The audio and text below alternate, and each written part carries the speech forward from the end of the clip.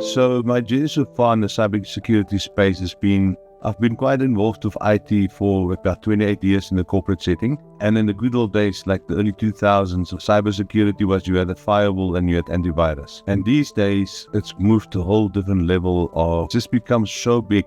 It's become like a science on its own, basically. And also the complexity and the effort involved with securing the environment has just grown exponentially. So for myself, it's been a learning journey, and I want to say a continuous learning journey, because the whole time you need to grow, learn, stay ahead of the game, use tools and use technology to your benefit, use AI even to protect you. I find very exciting. So even though I'm an IT executive, the normal applications, the normal IT stuff seems to just carry on working like they were. But the security field is just booming. So it's intrigued me.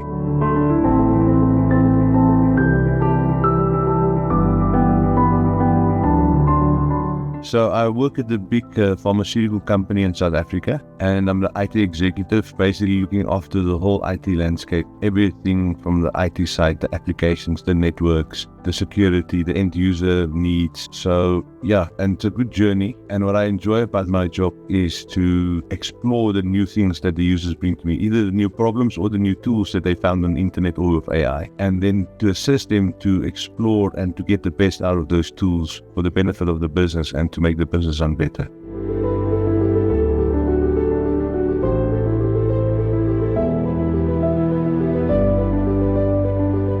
So that's most probably the biggest tool that's in the public eye. I think there's a lot of other LLMs and AI tools out there that's actually not even in the public eye, or doesn't make the news. Wherever they have got good internet and good computer skills, there's some tools and stuff that we don't know of. And these days, if you got a good GPU card, you can spin up your own LLM. My thought on it is maybe the script kiddies or people like that will use the tools that is publicly available, like on the internet, and they can use that. But the real hardcore hackers will not necessarily be using those tools. They might be using it to some very high level sort of research or whatever, but I think when it gets to the real hardcore, there's some tools we don't even know about.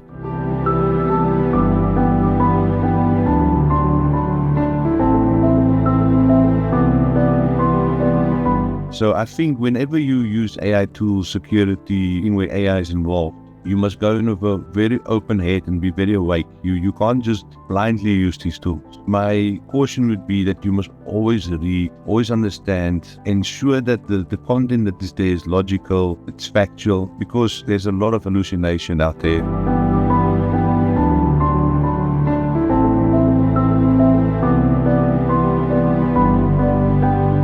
So the one thing that stood out for me, it was one of the only MBAs, and I was looking around the internet, it was one of the only MBAs that was specifically focused on security. I think that was mostly best for me, or the thing that drew me to it, was that it had a specific track for security, and then it even went further when that a specific track for management of security, or when you want to become like a security expert. It was one of the few places that I could find that did it. I think maybe even the only place that I found that could do it. And in 2012, I did my ethical hacker course through ECCU. So I knew the brand, I knew the company. I know they've been around for a very long time and they are trusted in the industry. So I also thought then if I get an MBA from them, it at least would have some credentials behind it that will be worthwhile.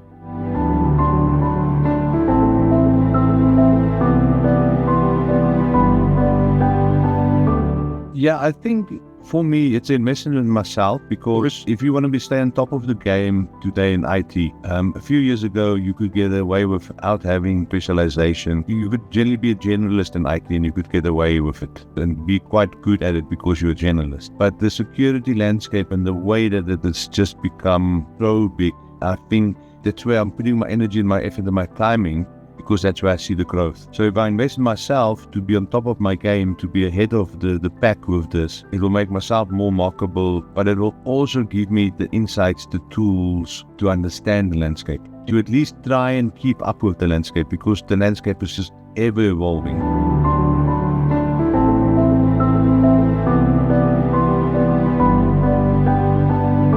one of the things I found in the course is that the content was also new and relevant content. It wasn't old content, because I've been through university and studied, and then you'll be sitting there and you'll be doing some of this stuff and it's like, but this is not how it works in real life. This is old ways of doing things. For example, I'm going to use accounting in one of my previous universities, and they still taught you how to do accounting on a piece of paper. And rather than to teach you skills that you would use in real life, they taught you principles and processes, which has got its place. But the ECCU MBA for security is teaching you real life skills, especially the last piece we did now on security. It was talking to us about real tools, real things, methodologies, frameworks that you can use today. And that's what I found fascinating, and I appreciate a lot that I walk away with real skills, real tools.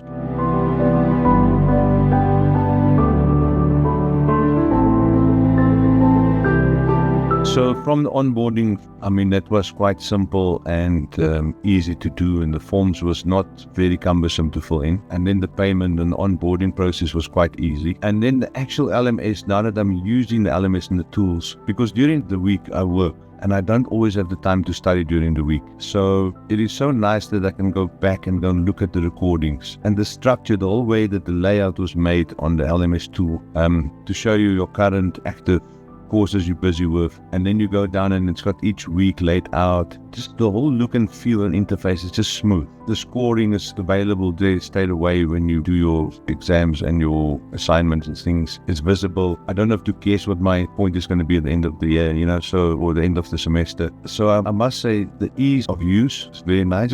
That I could load the Canvas app on my phone and get any real-time alerts and stuff as it comes through was very useful. And then the whole engagement with the faculty and the staff was just also seamless and easy. Even though I'm sitting in South Africa and a lot of them is sitting in the States or in other places of the world, it doesn't really matter. The time factor and things didn't play or make any difference, because I would send them a message and I would get it back generally within 12 to 24 hours. So it's almost seamless. They could almost be in the same town as me or whatever, or be across the world. It doesn't matter, because the system made the process simple and easy.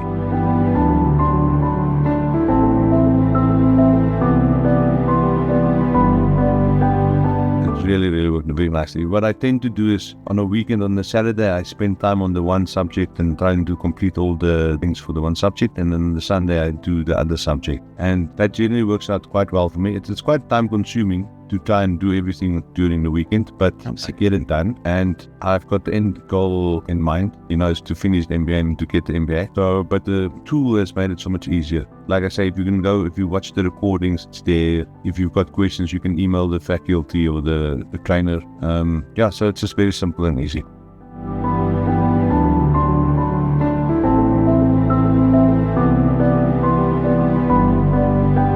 Yeah, it's tough, and you obviously have to give up some things to gain some things, But again, sometimes you put in that effort because the reward is good. And I must say, my wife, my daughter, has been very supportive in assisting me through this journey. And also my boss from work, very understanding. And so I definitely think a support system is important, because at the end of the day, you want to succeed and you want to finish the course that you're busy with. And I think the end goal is what I keep in mind. So whenever I get despondent or I get tired or I want to give up, I'm so close,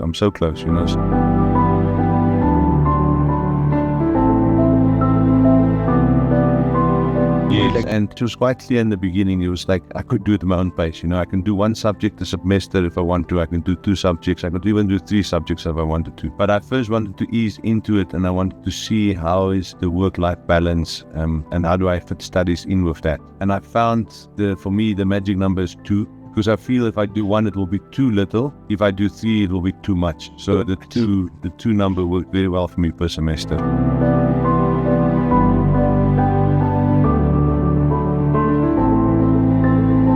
So that's a mix. Because if I would have been a junior today and I would have just jumped straight into the MBA, there will be some things, or there might have been some things that I wouldn't have understood.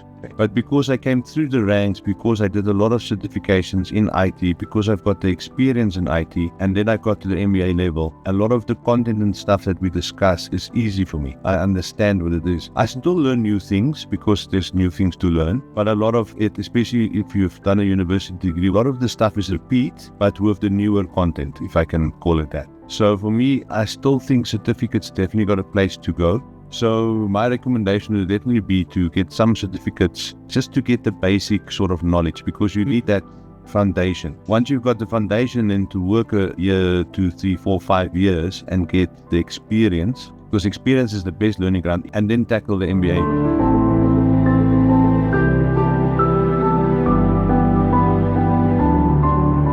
I so wish, as I was doing this, could have some of my security team doing this with me, because the content is so relevant in today's world. The tools, the frameworks, the papers I write on is stuff that we're battling with today. So for me, I wish I could have more people on this with me.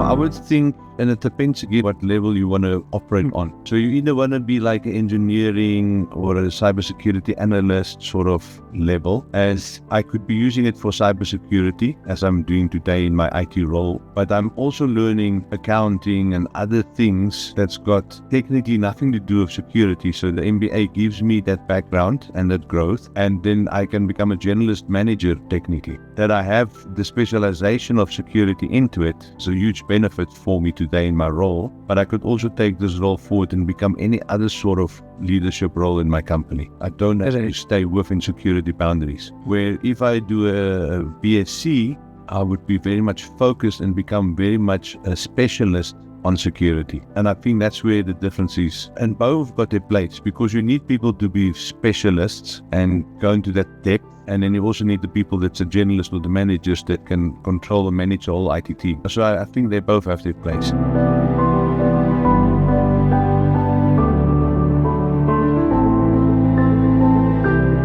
When you with the last semester, one of the courses I did around security specifically, and it was about phishing and vishing and deepfakes, and the real world scenarios that they showed us where just recently, a company got with a deep fake on a video call, and I think it was on Teams, on Zoom. The person was so real, the instructions were so clear, the voice was copied, everything, that they got somebody to pay $25 million to threat actor or a bad actor. Okay. And it's sometimes you are a bit shielded when you work in a company, you don't see these real world scenarios. Now, when you come to a classroom or a course like this, and you see the real world scenarios, and then in the discussion forums, you discuss some of the real world scenarios.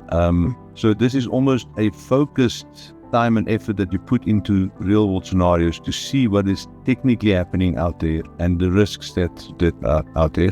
And then I would sit into this course and I'm like, and we have to go and fix this in our organization because we have this gap. And before, I wouldn't even necessarily think of the gap, because the gap was not brought to the surface, if I can call it that.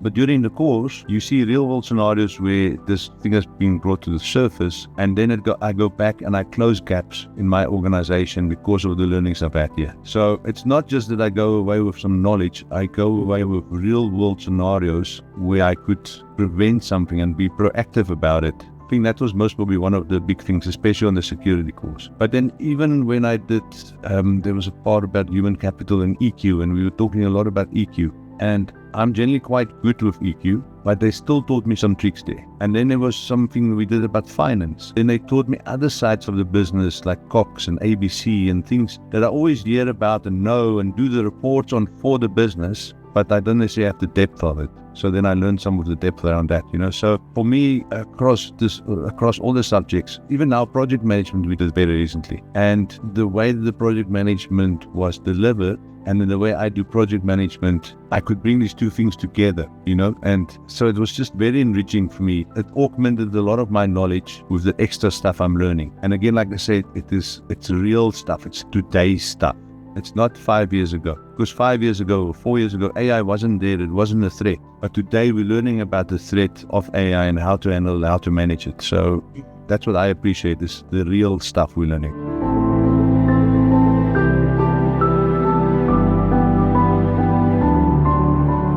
And I must maybe just quickly mention on that, because generally when you go and you discuss things that's that could have a commercial impact on other businesses, or that could be intellectual property in other businesses or whatever. Not once during the course did I feel that I had to give away any information about my company or the things that we do or the problems that we have. I didn't necessarily have to highlight any of those things. So even if I'm in pharmaceuticals and there was another pharmaceutical company on there, we wouldn't even know that, because we don't talk to an industry specific. We talk to a problem specific. And I think that was so nice that we could have open and candid conversations around things, but without having any commercial impact or having to worry about giving away IP or sharing information that I was not supposed to share.